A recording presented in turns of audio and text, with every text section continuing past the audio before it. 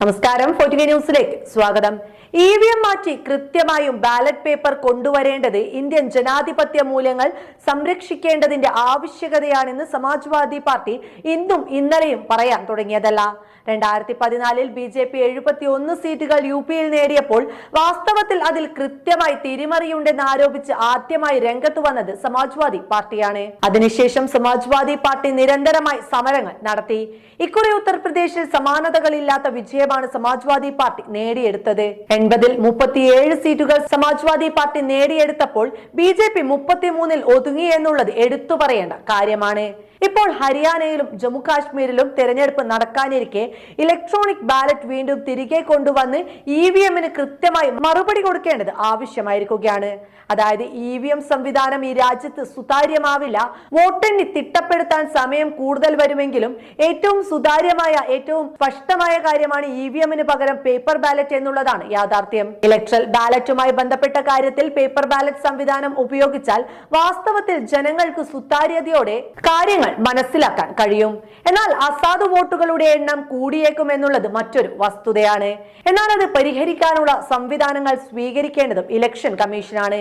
എന്നാൽ മുഖ്യ ഇലക്ഷൻ കമ്മീഷനുമായി ബന്ധപ്പെട്ട കാര്യത്തിൽ ചില ശുപാർശകൾ കോൺഗ്രസും അതുപോലെ തന്നെ സഖ്യകക്ഷികളും നൽകി കഴിഞ്ഞിരിക്കുകയാണ്. എന്നാൽ ഇത് ഈ അടുത്തൊന്നും കണക്കിലെടുക്കാൻ താല്പര്യപ്പെടുന്നവർ അല്ല ഇലക്ഷൻ കമ്മീഷൻ.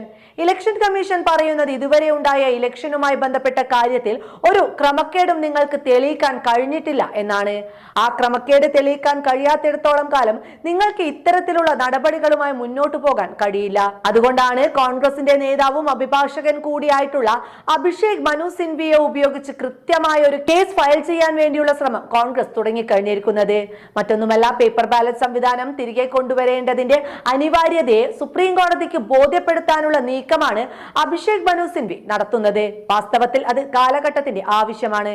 അതേസമയം 79 ലോക്സഭാ സീറ്റുകളിൽ തിരിമറി നടന്നുവെന്നും അതിനകത്ത് കേരളത്തിലെ ഒരു സീറ്റ് അവർ നേടിയെടുത്ത തൃശ്ശൂര് പോലും അതിൽ ഉൾപ്പെടുന്നു എന്നുള്ളതും സംശയവും നിലനിൽക്കുകയാണ്.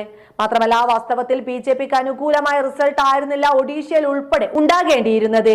മധ്യപ്രദേശിലെ പ്രശ്നവും അതിസങ്കീർണമാണ്. അവർ അമിത ആത്മവിശ്വാസം കാണിച്ചത് കൃത്യമായി ഉത്തർപ്രദേശിൽ മാത്രമാണ്.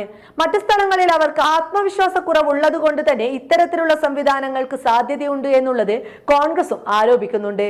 ഇത് ഒരിക്കലും നിസ്സാരമായി കണക്കാക്കാൻ കഴിയുകയില്ല. എന്തായാലും ആരോപണങ്ങളിൽ കഴമ്പുണ്ടെന്ന് തെളിഞ്ഞാൽ മൂന്നാം നരേന്ദ്രമോദി സർക്കാർ എന്ന് പറയുന്ന സംവിധാനം തകരും എന്നുള്ളത് ഏവർക്കും അറിയാവുന്ന കാര്യമാണ് എന്നതാണ് സത്യം.